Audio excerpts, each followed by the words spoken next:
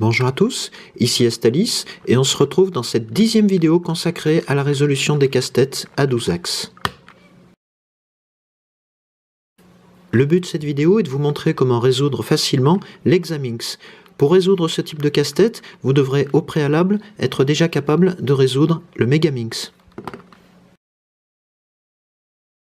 Pourquoi évoquer ici le Megaminx? Tout simplement parce que l'Hexaminx est une version cubique du Megaminx, une version qu'on a retaillée en forme de cube, mais dont on a gardé la structure interne et en particulier les 12 axes de rotation. Si je reviens rapidement sur le Megaminx, on voit que c'est un casse-tête en forme de dodécaèdre régulier. Il comporte 12 faces pentagonales et chacune peut tourner autour d'un centre. Si je reviens sur mon Hexaminx et que je recherche un ensemble de pièces mobiles, je m'aperçois que ce n'est pas une des rangées du cube, comme on pourrait s'y attendre, mais c'est un ensemble de pièces un peu plus particulier, comme celui-ci, et on voit que cet ensemble de pièces pivote autour d'une pièce pentagonale qui est l'équivalent d'un centre sur le Megaminx. On remarque que sur cette face, on a deux centres, puisque celui-ci est également un centre de rotation pour cet ensemble de pièces, et ce sera le cas sur les 6 faces de l'Hexaminx. On remarque au passage que ces pièces pentagonales ne sont pas des pentagones réguliers. Cela vient du fait qu'on a projeté les pentagones réguliers du Megaminx sur une enveloppe cubique, et du fait de leur forme irrégulière, ils ont une orientation particulière si on veut revenir à l'état résolu du casse-tête. On a donc dans les mains non pas l'équivalent d'un Megaminx, mais bien d'un super Megaminx dont les centres sont orientés. Si je reprends mon Megaminx et que je repars d'un centre, tel que celui-ci, je constate qu'il est entouré, entre autres, par ces 5 pièces qui forment une étoile autour de lui, et chacune de ces 5 pièces est une arête, puisqu'elle est à la jonction de 2 faces, et elle comporte donc 2 couleurs. Sur ce type de casse-tête, toutes les arêtes ont la même forme. Sur l'Hexaminx, on va retrouver ces 5 pièces autour d'un centre. Ce sont ces 5 arêtes si je pars de ce centre-là, et on constate immédiatement qu'elles n'ont pas toutes la même forme. On a ici une arête quasi rectangulaire et qui ne porte qu'une seule couleur, qui se trouve à la jonction entre 2 centres de même couleur lorsque le casse-tête est résolu. Et on a un deuxième type d'arête, comme ces deux-là et ces 2 pièces-là, qui comportent chacune 2 facettes, une longue facette ici et une facette beaucoup plus petite là, car il s'agit bien de la même pièce, et on retrouve cette forme ici sur ces 2 arêtes. On remarque également que ces 2 arêtes ont des formes non pas semblables, mais symétriques, et ce sera exactement la même chose entre cette arête et cette arête. On note également, si on s'intéresse aux arêtes bicolores, telles que ces 2-là, ou par exemple ces 2-là, qu'on a 2 exemplaires qui portent les mêmes couleurs, mais leurs formes sont symétriques, donc on ne pourra pas les confondre sur le casse-tête lorsqu'on les mettra en place. Si je reprends à nouveau mon Megaminx et que je repars de ce centre, je constate qu'il est également entouré de ces 5 pièces, dont chacune porte 3 couleurs. Ce sont donc des coins, ils se trouvent à la jonction de 3 faces, et sur ce type de casse-tête, ils ont tous la même forme. Si je reprends mon Hexaminx, je vais retrouver ces coins sur le casse-tête. Ce sont les 5 autres pièces que je n'ai pas décrites autour d'un centre. Donc en repartant de ce centre bleu, les coins vont être cette pièce, celle-ci, celle-ci et celle-là. Et on remarque instantanément qu'on n'aura pas ici un seul type de coin, mais bien 2. On a un premier type, tel que celui-ci, qui porte 3 couleurs et qui a une forme relativement régulière, et un deuxième type, tel que cette pièce, où on a non pas 3 mais 2 couleurs, avec une grande facette trapézoïdale et une minuscule facette triangulaire. Puisque l'Hexaminx est construit sur la base d'un Megaminx, chacune de ces rotations élémentaires vaudra non pas un quart de tour, mais un 5e de tour, comme on le voit ici. En dépit des apparences, une fois qu'on a effectué ce type de rotation, on peut parfaitement tourner un autre ensemble de pièces à partir de son centre, par exemple celui-ci, et on s'aperçoit que l'Hexaminx est un casse-tête qui se déforme lorsqu'on le mélange. En particulier, si on considère ce centre blanc, on peut vérifier dans notre cas qu'on a toujours 4 des 5 arêtes qui sont bien placées autour de lui, et on a ici une arête qui n'est pas à son emplacement définitif, car elle n'a pas la bonne couleur, et elle n'est pas en correspondance de forme. Malgré cette faculté à se déformer, on constate, quel que soit le centre qu'on choisit pour effectuer une rotation, que ce n'est pas un casse-tête bridé, on pourra toujours effectuer des rotations élémentaires d'un cinquième de tour, quel que soit le centre qu'on choisit et quel que soit l'état du casse-tête. Si on considère les couleurs de l'Hexaminx, on s'aperçoit que le thème repris dans son état résolu est exactement le même que sur des cubes standards. À l'opposé du blanc, on trouve le jaune, à l'opposé du rouge, on trouve l'orange, et à l'opposé du bleu, on trouve le vert. Et si on prend le triplet de couleurs bleu, blanc, rouge, on le trouve dans le sens contraire des aiguilles d'une montre, comme on l'a ici, bleu, blanc et rouge. Du fait de son architecture, on a vu que l'Hexaminx comportait 12 centres, et puisque chaque centre fait partie d'une face du cube dans l'état résolu du casse-tête, on a bien 12 centres répartis sur 6 faces, ce qui explique qu'on ait une même couleur partagée par 2 centres sur chaque face. Pour résoudre l'Hexaminx, on va reprendre la chronologie qu'on avait vue dans le cas du Megaminx, et on va simplement l'appliquer à cette nouvelle forme. On a vu que pour le Megaminx, j'avais adopté une méthode où on partait du bas pour rejoindre le sommet du casse-tête en définissant des espèces de rangées. On va reprendre exactement cette même logique pour l'Hexaminx, mais la principale difficulté sur ce casse-tête sera de se repérer dans l'espace et de repérer chaque pièce individuelle pour l'amener à la bonne place. J'ai ici mélangé mon Hexaminx et on voit qu'il peut prendre à cette occasion des formes assez impressionnantes, bien loin de celles d'un Megaminx mélangé qui ne change pas de forme. Pour commencer, on va définir un centre inférieur sur notre casse-tête, et pour cela, on va choisir un des 12 centres de l'Hexaminx. Sur le Megaminx, on avait choisi par convention de commencer par un centre blanc, et ensuite de poursuivre la résolution depuis ce centre jusqu'au sommet du casse-tête. Ici, on peut choisir également un centre blanc, et puisqu'on a le choix entre 2 centres blancs sur l'Hexaminx, on va par convention prendre celui qui se rapproche de la future face bleue, c'est-à-dire le centre blanc qui se situe du côté des 2 centres bleus, sachant que l'autre centre blanc est lui proche des 2 centres verts. De cette manière, on pourra constamment se repérer par la suite, en sachant que ce centre sera le centre inférieur, et par définition, le centre opposé, qui est un centre jaune, sera le centre supérieur du casse-tête. Sur le Megaminx, on avait vu que la première étape de la résolution était de construire l'étoile inférieure, c'est-à-dire l'étoile formée par 5 arêtes présentant une facette blanche autour du centre blanc, sachant que chacune de ces 5 arêtes était également en correspondance de couleur avec les 5 centres périphériques au premier. On va faire exactement la même chose sur l'Hexaminx en partant de ce centre blanc. On va donc chercher les 5 arêtes qu'on va devoir placer autour de lui. Ces 5 arêtes auront en commun d'avoir une facette blanche pour être en correspondance de couleur avec ce centre, mais comme on l'a vu, elles auront des formes et des tailles différentes. Pour repérer plus facilement quel type d'arête va venir se placer sur un des 5 emplacements autour de ce centre, on peut partir de la face pentagonale de ce centre en remarquant qu'elle comprend 3 grands côtés qui sont pratiquement à angle droit et 2 plus petits côtés. Parmi les 3 grands côtés, l'arête qui viendra se coller au côté central sera l'arête quasi rectangulaire qui va joindre ce centre blanc à l'autre centre blanc. Sur les 2 autres grands côtés, on viendra placer des arêtes longues, et en particulier des arêtes longues dont la plus grande facette sera blanche, et donc sera juste à côté de ce centre. Enfin, sur les 2 petits côtés, on trouvera évidemment 2 autres facettes blanches, mais ce sera dans ce cas la plus petite facette des 2 arêtes qui vont se placer ici.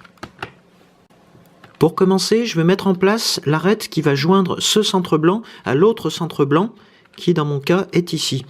On sait que cette arête sera de forme quasi rectangulaire et monochrome, puisqu'elle reprendra cette unique couleur blanche. L'arête que je cherche est ici. Je peux m'approcher en tournant par exemple cette rangée, et je peux tourner ce centre orange pour l'amener à côté de mon centre blanc. On voit ici que les formes ne correspondent pas, donc je vais isoler à nouveau cette arête là-haut. Je vais tourner mon centre de manière à présenter en haut à gauche le côté central parmi les 3 grands côtés. Je peux ramener ensuite mon arête qui a trouvé sa place, et pour être sûr que cette arête correspond bien, je peux tourner ce centre et me mettre en relation avec cet autre centre qui pour l'instant n'a pas la bonne orientation, mais je peux également le réorienter en écartant l'arête,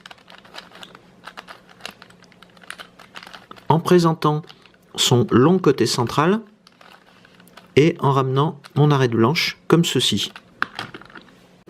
Si je m'intéresse à l'arête qui va venir prendre cette place, je remarque que l'arête devra joindre un centre blanc et un centre rouge.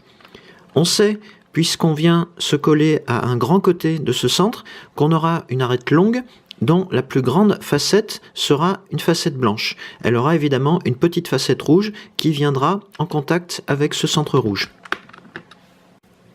Si je regarde sur le casse-tête, je constate que j'ai une arête longue ici qui a une facette blanche et une petite facette rouge. Je sais que cette arête doit normalement occuper cet emplacement. Donc si je la ramène contre mon centre de cette façon, elle est bien mitoyenne à mon centre blanc, mais elle n'est pas sur le bon emplacement puisque l'emplacement que je cherche est celui d'à côté. Donc avant de la monter de cette manière, je vais tourner mon centre comme ceci, et je vais pouvoir amener mon arête.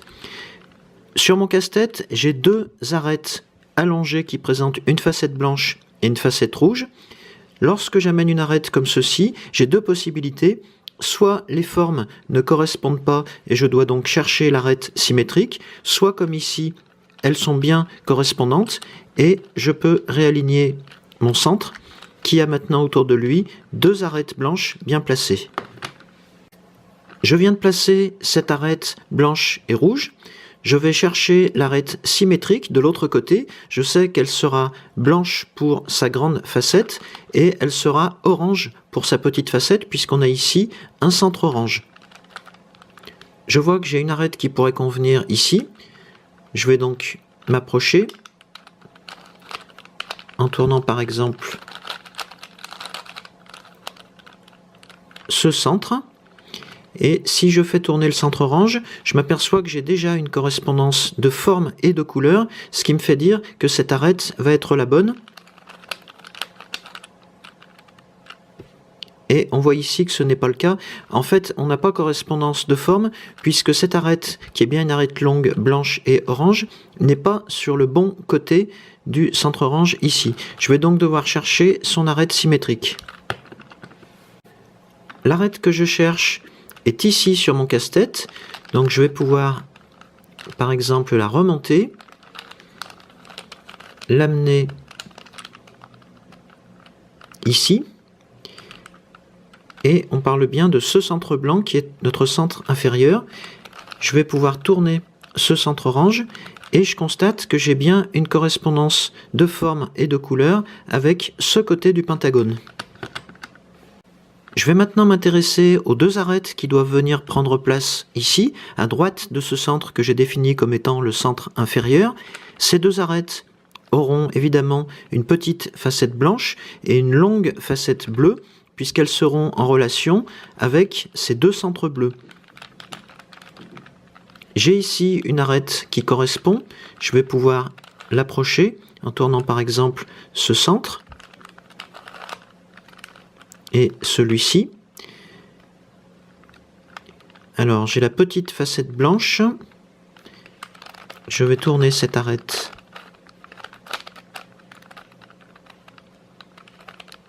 comme ceci. Ici je vois que les couleurs sont à l'envers, donc je vais devoir l'emmener un petit peu plus loin, par exemple ici, et en tournant le centre bleu, je peux l'amener comme ceci. On voit qu'hormis la correspondance de couleurs, j'ai également une bonne correspondance de forme ici, donc cette arête a trouvé sa place autour de ce centre blanc. Il me reste à trouver l'autre arête longue avec une petite facette blanche et une longue facette bleue. Cette arête se trouve ici sur mon casse-tête. Alors je peux l'amener de cette manière. On voit qu'ici les couleurs sont inversées par rapport à l'orientation que je souhaite. Donc je vais isoler cette arête un peu plus loin ici je vais la faire tourner comme ceci, par exemple, ou plutôt comme ceci. Je vais faire tourner ce centre jaune pour m'approcher un peu. Alors cette arête doit venir à cet emplacement. Donc je vais la faire remonter vers ce centre bleu et je vais tourner ce centre bleu comme ceci. Et on voit que j'ai trouvé du premier coup, j'ai eu de la chance, la première orientation qui était la bonne. On a donc bien reconstitué notre étoile autour de ce centre inférieur. On voit ici qu'on a obtenu une correspondance de couleur et de forme par rapport au deuxième centre blanc. On a bien une correspondance de couleur sur la deuxième facette de chacune de ces 5 arêtes et le centre correspondant, mais on voit qu'on n'a pas correspondance de forme. Tout simplement parce que ces centres ont une orientation qui doit être la bonne, ce n'est pas encore le cas ici, et on va donc devoir modifier l'orientation de chacun des centres périphériques pour obtenir cette concordance de forme. Je vais illustrer le principe ici avec ce centre orange. Je dois obtenir une correspondance de forme entre ce centre et cette arête. Je vais faire tourner de 2 crans cette arête. Je vais l'isoler vers l'arrière du casse-tête.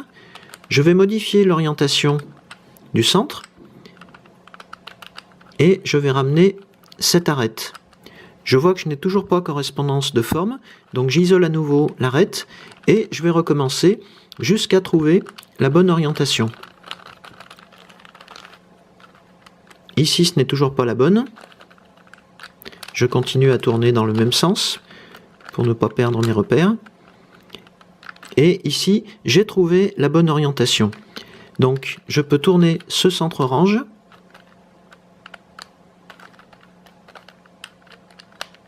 et ramener mon arête blanche et orange contre ce centre. J'ai désormais une correspondance de forme non seulement avec le centre blanc, mais également avec le centre orange. Et je vais faire exactement la même chose pour les 3 autres centres qui ne sont pas encore correctement orientés. Finalement, on aboutit à cette nouvelle configuration où cette fois-ci, chacun des 5 centres périphériques est correctement orienté par rapport à l'arête qu'on a placée près d'eux et qui est également en correspondance de forme et de couleur avec notre centre blanc, notre centre inférieur. On a donc terminé cette première phase de la résolution de l'Hexaminx. Si je reprends mon Megaminx, je vois que j'ai reconstitué sur l'Hexaminx une configuration équivalente à celle-ci, où on a bien les 5 branches de notre étoile blanche, et où chacune de ces branches est également en correspondance de couleur avec un des 5 centres périphériques. L'étape suivante va consister à placer les 5 coins inférieurs, ces 5 autres pièces qui encadrent le centre inférieur, et je vais rappeler comment on s'y prend sur le Megaminx. Si je prends l'exemple du coin qui doit venir se placer ici, il aura nécessairement comme couleur le blanc, le bleu et le rouge. Le coin que je cherche est ici, donc en tournant cette face, je viens d'abord le placer à la verticale de son emplacement final, puis je retourne le casse-tête comme ceci, mon coin est à cet emplacement, et je vais le remonter et lui donner la bonne orientation en appliquant l'algorithme de la montre. Pour appliquer cet algorithme, je vais considérer que ma face droite est celle-ci et ma face inférieure celle-ci. Donc voilà ce que ça donne. Vers le bas, vers la gauche, vers le haut, vers la droite. Ici, il se trouve qu'il a d'entrée la bonne configuration. Si l'orientation de ce coin n'avait pas été la bonne, j'aurais répété autant de fois que nécessaire cet algorithme en faisant 2 fois le cycle en bas, à gauche, en haut, à droite. On va reprendre exactement le même principe sur l'Hexaminx. Si je reprends mon Hexaminx, je peux par exemple choisir de placer d'abord le coin qui viendra à cet emplacement. Cet emplacement est situé entre une arête qui présente une longue facette blanche et une arête présentant une petite facette blanche. Dans ce cas de figure, je sais que le coin qui viendra ici sera un coin de forme régulière et présentant 3 couleurs. Ces 3 couleurs seront ici celles des 3 centres entre lesquels il va être placé, c'est-à-dire le blanc, l'orange et le bleu. Le coin que je cherche se trouve ici sur le casse-tête, mais il n'est pas sur le bon emplacement. Je vais donc d'abord devoir l'isoler pour le replacer ici. Alors pour l'isoler, je peux par exemple tourner cette face, puis cette autre face. Je ramène ici mon arrêt de gauche. Je vais approcher mon coin par la droite. Je vais le placer ici. Et si je place vers le haut mon centre initial, mon centre inférieur, comme ceci, je n'ai plus qu'à remonter ce coin en position ici, en considérant que ma face droite est celle-ci et ma face inférieure celle-ci. Donc j'applique les mêmes rotations que sur le Megamix. Vers le bas, vers la gauche, vers le haut, vers la droite. Et on voit là aussi que j'ai eu de la chance puisque ce coin, une fois en place, présente la bonne orientation. Donc j'ai bien une pièce supplémentaire en place autour de ce centre blanc. Je vais par exemple choisir de placer le coin symétrique, celui qui sera de l'autre côté et qui aura lui aussi 3 couleurs. Ces 3 couleurs seront cette fois le blanc, le rouge et le bleu. Je vois que ce coin est ici, complètement à l'arrière du casse-tête. Je vais donc tourner des rangées pour m'approcher.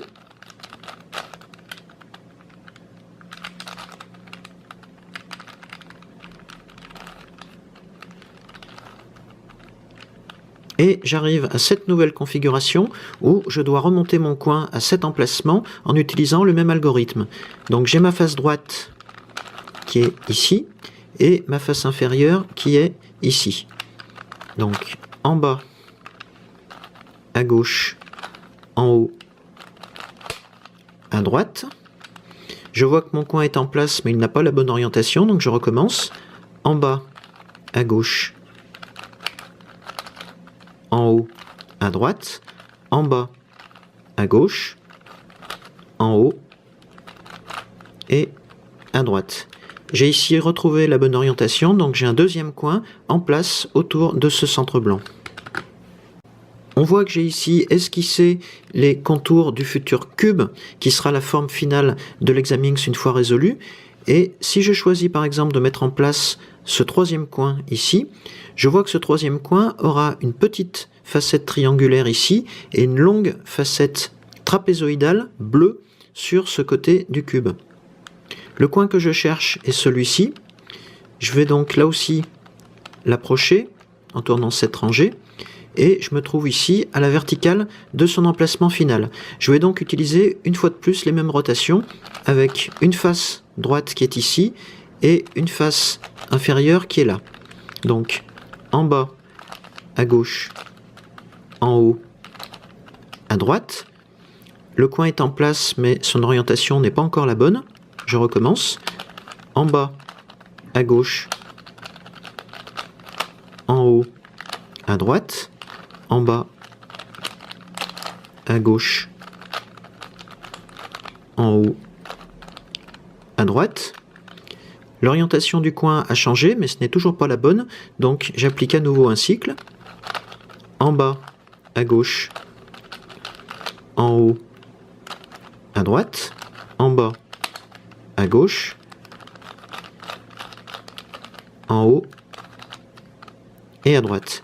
Cette fois-ci, j'ai trouvé la bonne orientation, j'ai donc 3 coins en place autour de mon centre. Si je regarde les 2 derniers emplacements disponibles autour de mon centre blanc, je vois que ces 2 emplacements correspondent là aussi à des coins présentant 2 couleurs, une longue face trapézoïdale et une petite face triangulaire, mais cette fois-ci, ils seront placés à plat de chaque côté de cette arête monochrome.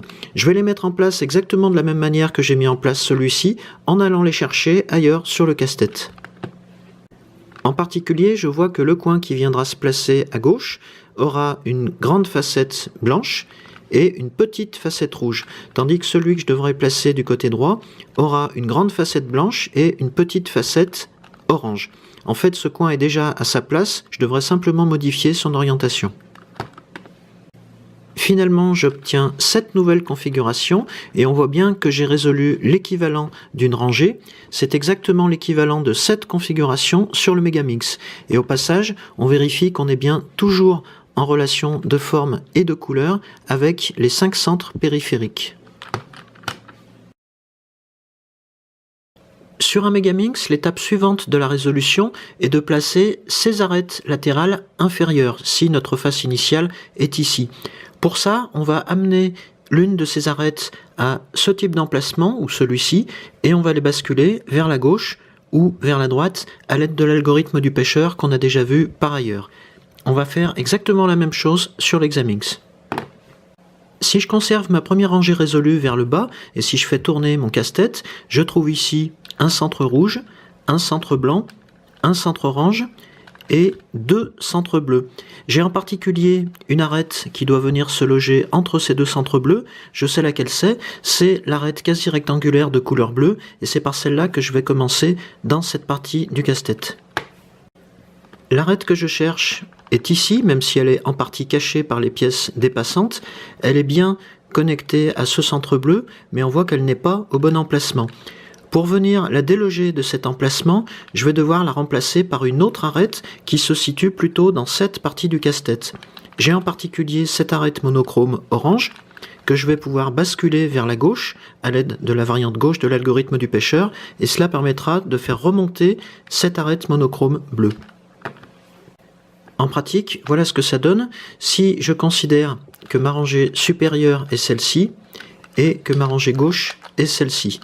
Comme sur un cube, on fait d'abord partir cette arête à l'opposé de sa destination, donc ici vers la droite. Je monte cette rangée, à nouveau vers la droite. Je redescends cette rangée. Je ramène ma rangée supérieure vers la gauche. Je regarde le casse-tête par la gauche et je replace ce coin comme on a l'habitude de le faire. J'ai ici mon arête monochrome orange qui a remplacé mon arête monochrome bleu qui était à cet endroit. Mon arête bleue se trouve maintenant ici. Je peux faire tourner cette rangée. Je peux l'amener par exemple au-dessus de ce centre bleu. Je pourrais également l'amener à côté de l'autre. J'ai ici le choix. Et je peux la faire basculer depuis cette position vers la droite ou depuis cette position vers la gauche compte tenu de sa forme symétrique. Pour l'exemple, je vais la faire basculer vers la droite à partir d'ici. Donc cette fois-ci, j'applique la variante droite de l'algorithme. Je fais partir mon arête à gauche. Je monte cette rangée. À nouveau à gauche. Je descends cette rangée. Je ramène ma rangée supérieure comme ceci. Je regarde mon casse-tête par la droite. Et je replace ce coin dans la rangée inférieure, ce qui permet du même coup de placer cette arête monochrome bleue entre ces 2 centres bleus. Si je fais tourner mon casse-tête sur la gauche, je vois que j'ai ici une arête qui doit venir se loger entre un centre bleu et un centre orange.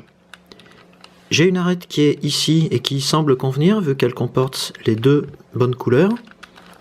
Je vais déjà l'approcher.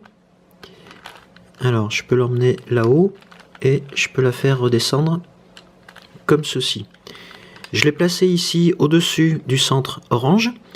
Compte tenu de la disposition de ses couleurs et de sa forme, il semble que ce soit la bonne arête pour lui faire rejoindre cet emplacement. Je vais donc là aussi appliquer la version droite de l'algorithme du pêcheur en considérant que ma rangée supérieure est celle-ci et ma rangée droite est celle-ci. Je viens ici de placer mon arête orange et bleu. On voit qu'elle est bien en correspondance de couleur et de forme avec les 2 centres qui n'ont pas changé d'orientation puisque l'algorithme du pêcheur conserve cette orientation d'origine. Je vais pouvoir maintenant placer les 3 autres arêtes latérales inférieures en utilisant exactement la même technique. Au terme de cette étape, j'ai donc placé mes 5 arête latérale inférieure, comme on le voit ici sur l'Hexaminx. C'est exactement l'équivalent de 7 configurations sur le Megaminx. Si je continue à me repérer à partir de mon Megaminx, la phase suivante de la résolution est de placer ces 5 coins qui sont les coins inférieurs dans la zone équatoriale du casse-tête. Ici, je vois que j'ai déjà un coin à sa place puisqu'il comporte les 3 couleurs rouge, verte et jaune pâle de ces 3 centres et je vais devoir placer les autres. Ici, en particulier, je vois que j'ai le centre bleu, rouge et rose qui doit venir se loger ici. Donc si je rappelle comment m'y prendre sur le Megaminx, je peux par exemple venir placer mon centre ici, je retourne le casse-tête et je vais effectuer l'algorithme de la montre, d'abord pour remonter ce coin ici, et ensuite pour l'orienter convenablement. Et on va faire la même chose sur l'Hexaminx. Si je reprends mon Hexaminx, je peux me baser sur l'esquisse de la forme du cube final pour déterminer quel type de coin je devrais placer au-dessus des pièces déjà en place. Ici, je vois que j'ai un coin à 3 couleurs, qui est également un des coins du futur cube. Donc le coin qui viendra se placer ici au-dessus de cette arête bicolore sera également un coin à 3 couleurs, et je connais ces 3 couleurs puisque ce seront le rouge, le blanc et le vert. Je vais donc le chercher sur le cube, le mettre en place et ensuite l'orienter. Le coin que je cherche est ici, donc je peux l'approcher de sa destination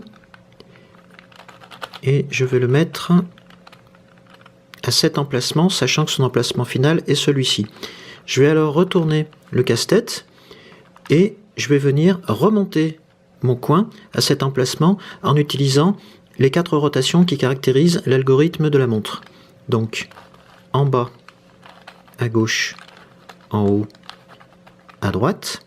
Je vois que le coin est remonté à sa place, mais il n'a pas encore la bonne orientation, donc je le réoriente en appliquant l'algorithme complet cette fois-ci de la montre.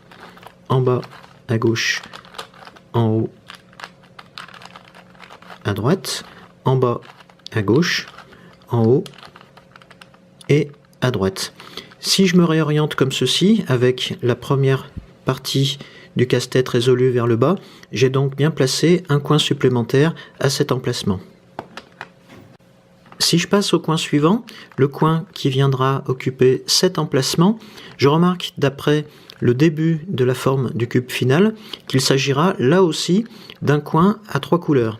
Les 3 couleurs seront le blanc, l'orange et le vert. Je vais le placer exactement comme j'ai placé ce premier coin. Je me retrouve donc dans cette nouvelle configuration où j'ai placé 2 coins. Il m'en reste 3 autres à placer dans cette partie du casse-tête.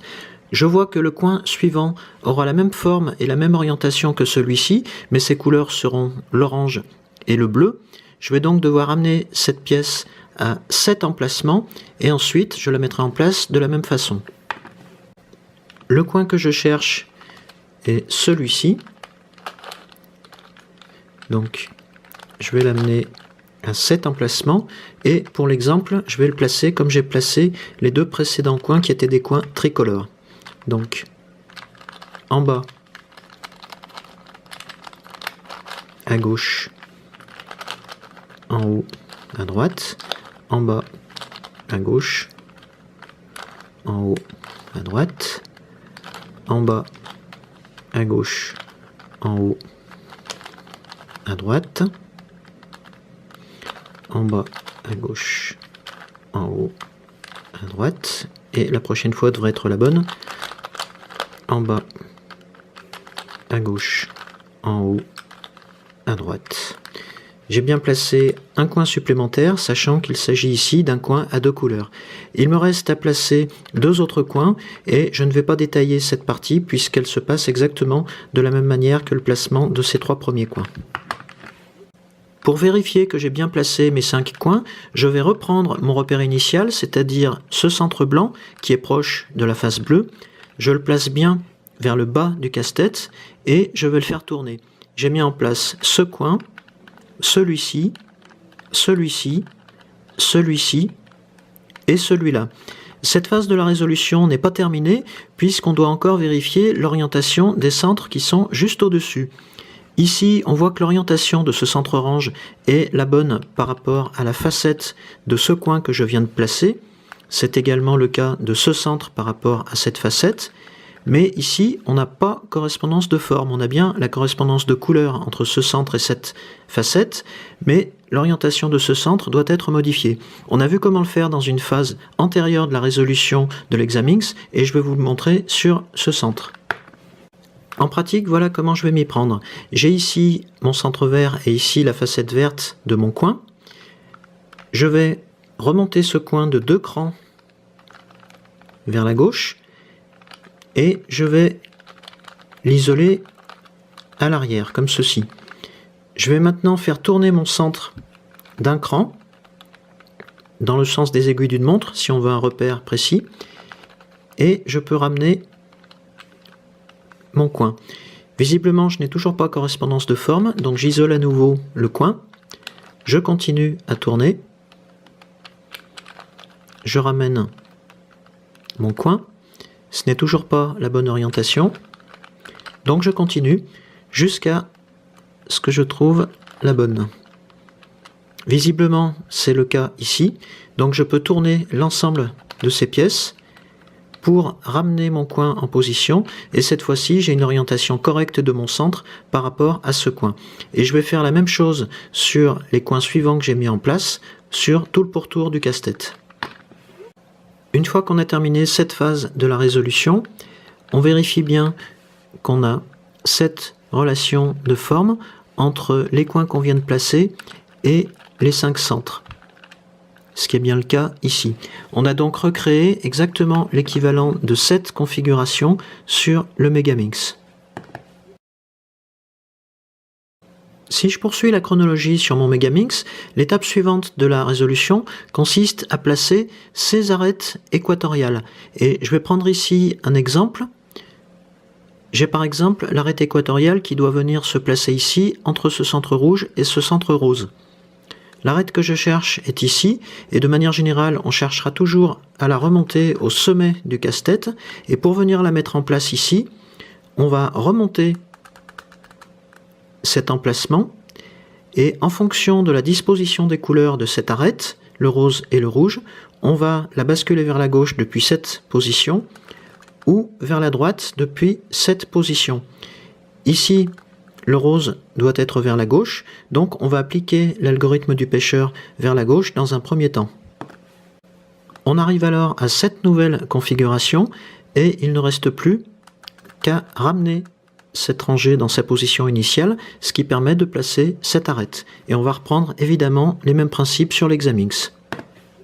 Si je reprends mon Examinx dans sa position correcte, entre les centres inférieurs et supérieurs, je vois en particulier que parmi les arêtes équatoriales que je dois placer, j'ai l'arête qui va venir prendre place ici, entre ces deux centres orange. Puisque ces deux centres partagent la même couleur, je sais que l'arête qui viendra entre les deux sera une arête monochrome, quasi rectangulaire, orange. L'arête que je cherche est ici. Je peux par exemple l'approcher en tournant cette rangée supérieure. Et dans ce cas-là, je peux la basculer vers la gauche pour lui faire prendre cet emplacement. Mais l'emplacement que je cherche est celui-ci. Donc, pour pouvoir l'atteindre, je vais l'éloigner à nouveau. Je vais tourner cette rangée comme ceci. Je vais ramener mon arête monochrome orange et je vais la basculer vers la gauche puisqu'on sait, d'après la forme du pentagone, que cet emplacement sera le bon pour accueillir cette arête. Donc j'effectue la variante gauche de l'algorithme du pêcheur en considérant que j'ai ici ma rangée supérieure et ici ma rangée gauche.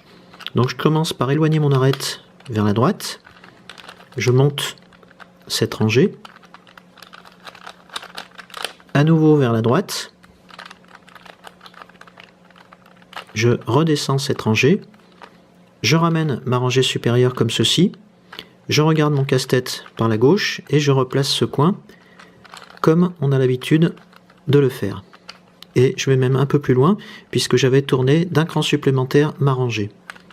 Et de cette manière, on constate qu'on a bien placé comme il faut cette arête monochrome orange entre ces deux centres orange, sans modifier l'orientation des deux centres.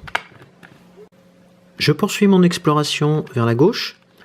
Je vois que j'ai ici une arête équatoriale déjà en place entre ces centres orange et vert. Je tourne encore.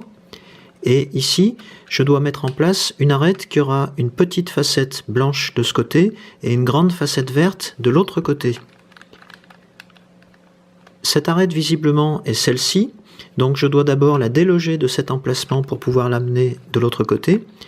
Compte tenu de sa position, je peux tourner la rangée comme ceci.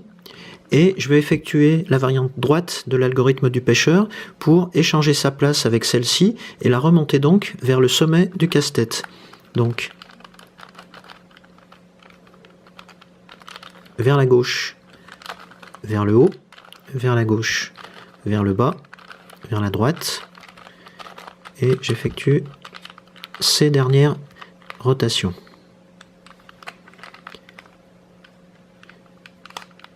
J'ai donc bien remonté mon arête verte et blanche dans la rangée supérieure du casse-tête. Je vais pouvoir la replacer maintenant ici.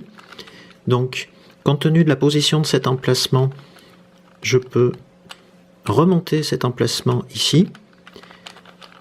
Je vais venir superposer cette arête au centre et on voit d'après la disposition des couleurs que je peux la basculer vers la gauche pour lui rendre sa destination finale. Donc, droite, vers le haut, droite, vers le bas. Je ramène cette rangée, je regarde par la gauche, je remets en place ce coin et je tourne d'un cran supplémentaire cette rangée puisqu'on l'avait déjà décalée initialement pour constater que j'ai bien mis en place cette arête avec la bonne disposition des couleurs et toujours en correspondance de forme avec ces deux centres. On va pouvoir appliquer ce même principe aux autres arêtes équatoriales du casse-tête. Je viens de placer cette arête verte et blanche. Je vois que la suivante sera également verte et blanche. Ça sera en fait son arête symétrique puisqu'elle se situera entre ce centre blanc et cet autre centre vert.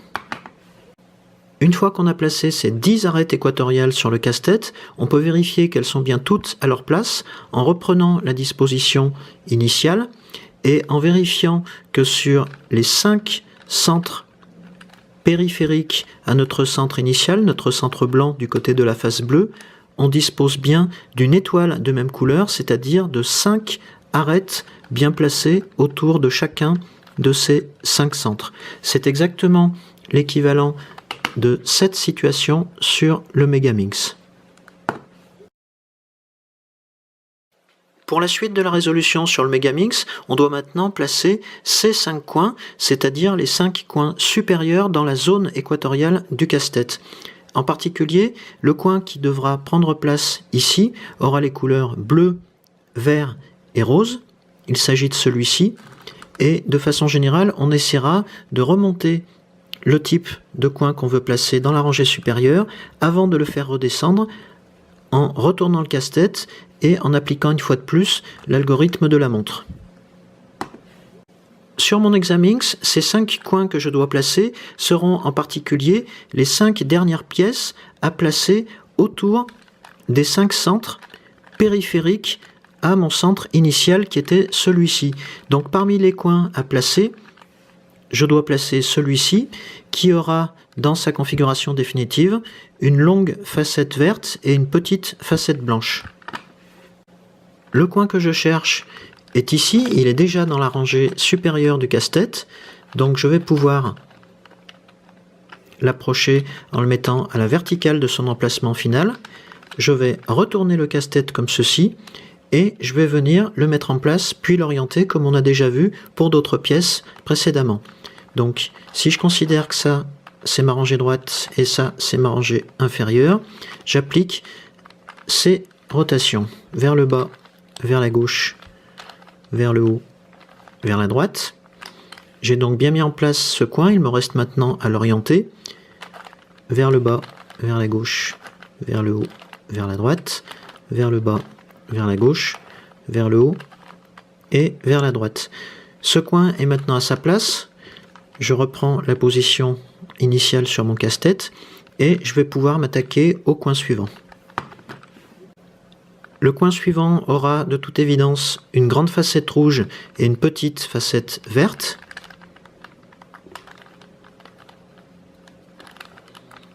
Il s'agit donc de celui-ci et je vais le remonter exactement comme on a fait pour le précédent. J'arrive donc à cette nouvelle configuration et je vais enchaîner avec les autres coins équatoriaux supérieurs.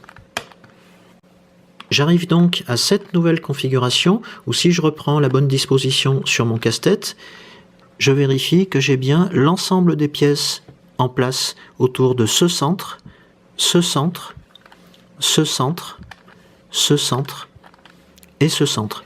C'est exactement la situation équivalente à celle-ci sur le Megaminx où on a résolu l'équivalent de 5 rangées, comme on le voit ici. On peut donc monter à l'étage supérieur sur le Megaminx pour placer ces 5 arêtes latérales supérieures. Sur l'Examinx, on constate que le repérage des pièces est maintenant un peu plus facile, étant donné qu'on a reconstitué les 3/4 de la forme cubique du casse-tête résolu. Les 5 arêtes que je dois mettre en place occuperont donc 7 emplacements, celui-ci, celui-ci, celui-ci et celui-là. En particulier, j'ai donc cette rangée qui constitue la rangée supérieure de mon casse-tête, et dans cette rangée, j'aperçois une longue arête qui a une facette orange, une grande facette orange et une petite facette verte. Cela m'a tout l'air d'être l'arête qui va devoir basculer sur la gauche ici, et on va utiliser une fois de plus l'algorithme du pêcheur que je vais illustrer dans ce cas. Donc, vers la droite, vers le haut, vers la droite, vers le bas, vers la gauche, je regarde du côté gauche, je remets en place ce coin, comme ceci. Et j'ai bien placé une arête supplémentaire à ce niveau. Autre exemple d'arête que je peux mettre en place, l'arête qui va venir se loger entre ces deux centres verts. Cette arête est ici sur mon casse-tête, et étant donné sa forme, soit je me place au-dessus du centre gauche et je la bascule à droite, soit je me place au-dessus du centre droit et je la bascule vers la gauche. Une fois que ces 5 arêtes sont en place, on vérifie qu'on n'a plus qu'à résoudre la dernière rangée du casse-tête. C'est exactement la situation similaire à celle-ci sur le Megaminx. À ce stade de la résolution sur le Megaminx, on doit construire l'étoile supérieure, c'est-à-dire en pratique qu'on doit réorienter chacune des 5 arêtes supérieures pour que sa facette grise soit sur la face supérieure du casse-tête, la couleur grise qui correspond à ce centre supérieur. Pour ça, on va utiliser l'algorithme du coffre qui va modifier l'orientation de 4 des 5 arêtes supérieures du Megaminx, ces 4 arêtes en particulier, qui, si on oublie celle-ci, dont l'orientation ne sera pas modifiée, forment une sorte de croix, exactement comme pour un cube standard. On va choisir une position de départ où, en ignorant la position de cette arête, il va nous rester un nombre pair d'arêtes correctement orientées parmi les 4 dernières. Ici, on voit que j'ai 2 arêtes correctement orientées qui occupent des positions consécutives. C'est exactement l'équivalent de cette situation sur un cube standard, là où on a 2 branches de la croix disposées à 90 degrés. Sur un cube standard, on sait qu'à partir de cette configuration, on applique une fois l'algorithme du coffre et on obtient les 4 branches de la croix, comme on va le voir ici. Donc je tourne la face avant vers la droite, je prends ce coin que j'emmène successivement vers la gauche, vers le haut, vers la droite et vers le bas, et je ramène ma face avant. J'ai ainsi reconstitué une croix complète sur mon cube standard, et je vais faire la même chose sur mon Megaminx et ensuite sur mon Examinx. Sur mon Megaminx, j'ai la même situation, donc je vais considérer que ma face avant est celle-ci, ma face droite celle-ci et ma face supérieure celle-ci, et je vais appliquer le même algorithme. Donc j'emmène vers la droite ma face avant, je considère ce coin que je vais emmener successivement à gauche, en haut, à droite et en bas, et je ramène ma face avant. Au terme de cet algorithme, on constate qu'on a bien reconstitué l'étoile supérieure puisque ces 5 branches grises sont maintenant visibles sur la face supérieure. Je reviens donc sur mon Examinx dont il ne reste plus qu'une seule rangée à résoudre, et si je considère le centre supérieur de ce casse-tête, je vais compter le nombre d'arêtes qui l'entourent qui ont leur facette jaune au plus près du centre. Ici, je vois que j'ai 7 arêtes, celle-ci, et également celle-ci, qui est l'arête particulière rectangulaire et symétrique, et je vois que les 2 autres n'ont pas leur facette jaune du côté du centre. J'ai donc 3 des 5 branches de mon étoile supérieure. Puisque j'ai parmi les 5 branches de cette étoile 7 arêtes monochromes jaunes dont l'apparence ne va pas changer si on la retourne, je peux par exemple la placer dans cette position sur la gauche par rapport à ce centre, où elle ne va pas être affectée par l'algorithme du coffre lorsque je l'utiliserai. Et si je pars de cette position de départ dans mon cas précis, je constate que les deux autres arêtes qui ont leur facette jaune au plus près du centre sont disposées sur des branches consécutives. J'ai donc exactement la même situation. Je peux donc appliquer le même algorithme en considérant ma face avant comme étant celle-ci, ma face droite et ma face supérieure qui correspond à la dernière rangée encore non résolue de l'Hexaminx. Donc dans l'ordre, je tourne ma face avant comme ceci. Je vais considérer ce coin que j'amène d'abord à gauche, puis en haut, puis à droite, puis en bas, et je ramène ma face avant. De cette manière, on n'a pas changé l'orientation de cette arête monochrome, mais on a changé celle des 4 autres arêtes qui constituent les 4 autres branches de mon étoile. Et je constate ici que j'ai bien les 4 facettes jaunes au plus près du centre si je considère que celle-ci est la 5e. On a donc reconstitué notre étoile supérieure. Une fois que cette étoile est construite sur le Megaminx, on va ensuite permuter les arêtes entre elles sans modifier leur orientation pour amener chaque arête à sa place, c'est-à-dire en correspondance de couleur avec un des 5 centres qui entourent le centre supérieur. Ici, dans mon exemple, je vois que j'ai une correspondance sur cette arête, je n'en ai pas ici, ici non plus, j'en ai une sur celui-ci et je n'en ai pas sur celle-ci. Si j'applique l'algorithme de la machine à coudre dans une version légèrement modifiée, je vais pouvoir permuter ces 3 arêtes entre elles dans le sens contraire des aiguilles d'une montre. Le but sera d'abord d'amener 2 arêtes consécutives à leur place, ce qui n'est pas le cas pour l'instant, et ensuite on pourra permuter les 3 autres. Ici par exemple, je vois que cette arête orange et grise est bien à sa place, et que l'arête qui doit venir à cet emplacement doit être l'arête grise et verte pour être en correspondance avec ce centre. Si je permute ces 3 arêtes, comme ceci, j'ai précisément l'arête verte et grise qui va venir ici.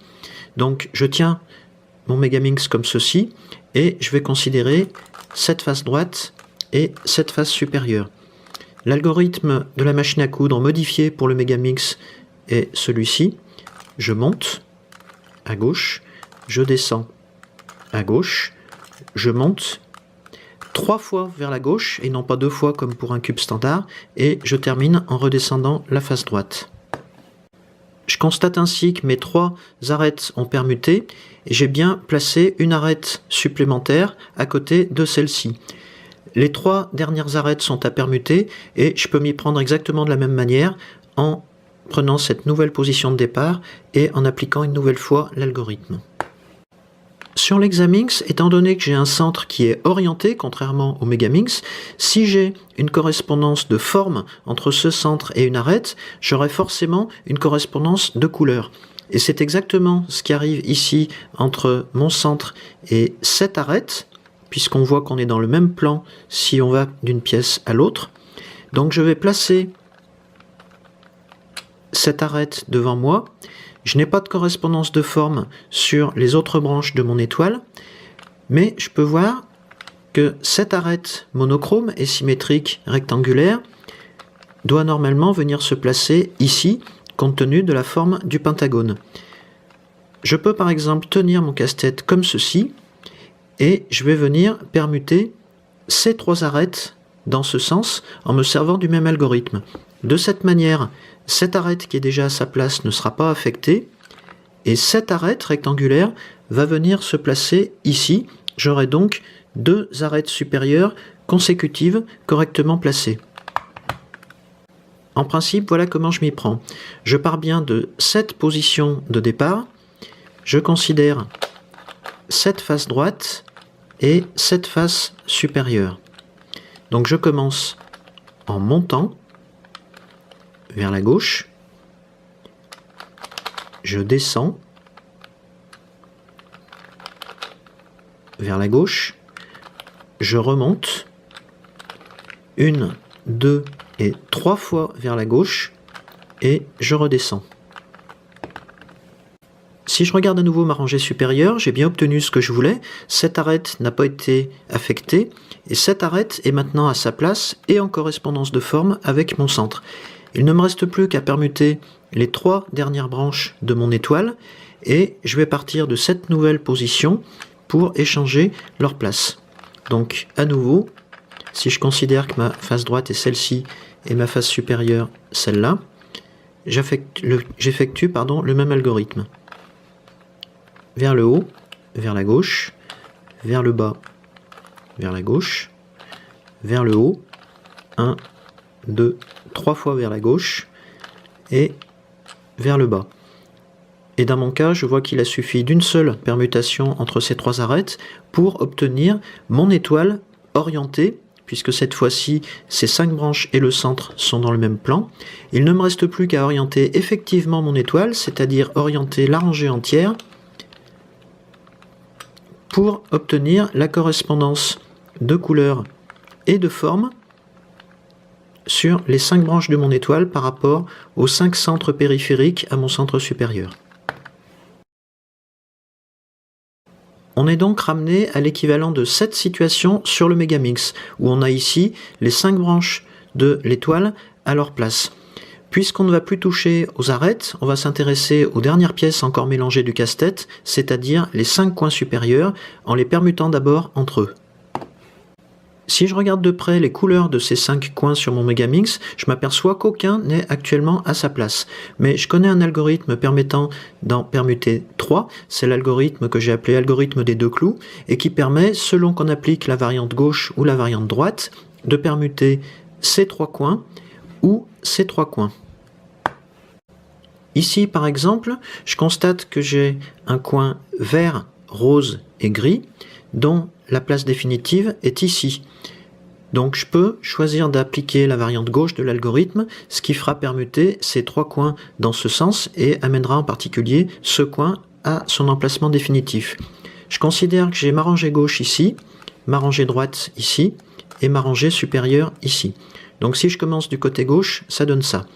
Je plante le clou du côté gauche, je l'enfonce donc vers le bas, je passe du côté droit, j'enfonce le clou droit, je reviens vers la gauche, j'arrache le clou gauche, je remonte, je reviens vers la droite, j'arrache le clou droit et je reviens une dernière fois vers la gauche.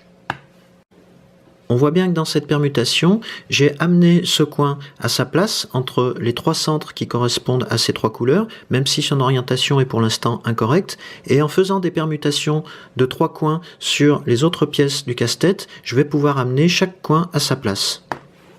Une fois que c'est fait, j'ai cette nouvelle configuration où on voit bien, d'après leur couleur, que les 5 coins sont à leur place, certains avec la bonne orientation et certains avec une orientation qui reste à modifier. Si je reprends mon Examix et compte tenu du peu de pièces encore mélangées sur le casse-tête, je vois d'entrée quelle va être la position finale des coins encore mélangés. En particulier, je vois que j'ai ce coin jaune, vert et orange qui va venir se loger ici entre les centres jaune, vert et orange. Donc si je considère par exemple ces 3 coins, je vais tenir mon casse-tête comme ceci et je vais appliquer cette fois la variante droite de l'algorithme qui va me permettre de les permuter dans ce sens. Pour ça, je vais considérer ici ma rangée droite, ici ma rangée gauche et ici ma rangée supérieure qui est toujours la dernière rangée encore non résolue du casse-tête. Je commence du côté droit, donc je descends, je vais à gauche, je descends du côté gauche, je reviens à droite où je remonte, je reviens à gauche où je remonte également et je reviens une dernière fois vers la droite. Dans cette permutation de 3 coins, je vois que j'ai eu de la chance puisque 2 de ces 3 coins ont non seulement retrouvé leur place définitive, mais également leur orientation définitive. Il ne me reste donc plus que ces 3 coins à permuter sur le casse-tête, et compte tenu de leur disposition, je vois que je vais pouvoir les permuter dans ce sens-là, en amenant en particulier ce coin à 3 couleurs ici. Donc cela revient à appliquer la variante gauche de l'algorithme, avec ma rangée gauche ici, ma rangée droite ici, et ma rangée supérieure ici. Donc je commence par descendre du côté gauche, je passe à droite, je descends à droite, je reviens à gauche, je remonte à gauche, je reviens à droite, je remonte à droite et je reviens une dernière fois à gauche. On voit bien ici que chaque coin a retrouvé sa place définitive sur le casse-tête. Il reste encore des coins à orienter et cela va constituer la dernière étape de la résolution de l'Hexaminx. Sur le Megaminx, on a vu que parmi mes 5 coins supérieurs désormais à leur place, certains avaient une orientation correcte, comme celui-ci, d'autres avaient une orientation qui restait à modifier, comme c'est le cas de celui-là. Pour modifier par exemple l'orientation de celui-ci, je vais tenir mon casse-tête de cette manière, avec le coin dont l'orientation est modifiée en position avant-droite, et je vais appliquer l'algorithme de la montre qu'on a déjà vu, en considérant cette face droite et cette face inférieure. Donc ça donne ça. En bas, à gauche, en haut, à droite, en bas, à gauche, en haut, à droite.